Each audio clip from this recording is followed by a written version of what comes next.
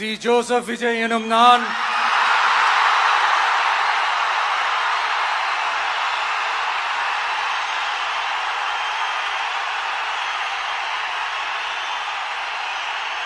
சட்டப்படி அமைக்கப்பெற்ற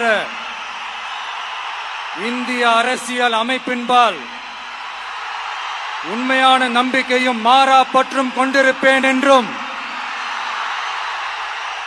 இந்திய நாட்டின் ஒப்பில்லாத முழு முதல் ஆட்சியையும் ஒருமையையும் நிலை நிறுத்துவேன் என்றும் தமிழ்நாட்டு அரசின் முதலமைச்சராக உண்மையாகவும் உளச்சான்றின்படியும் என் கடமைகளை நிறைவேற்றுவேன் என்றும் அரசியல் அமைப்பிற்கும் சட்டத்திற்கும் இணங்க அச்சமும் ஒருதலை சார்பும் இன்றி விருப்பு வெறுப்பை விலக்கி பலதரப்பட்ட மக்கள் அனைவருக்கும் நேர்மையானதை செய்வேன் என்றும் ஆண்டவன் மீது ஆணையிட்டு உறுதிமொழிகிறேன்.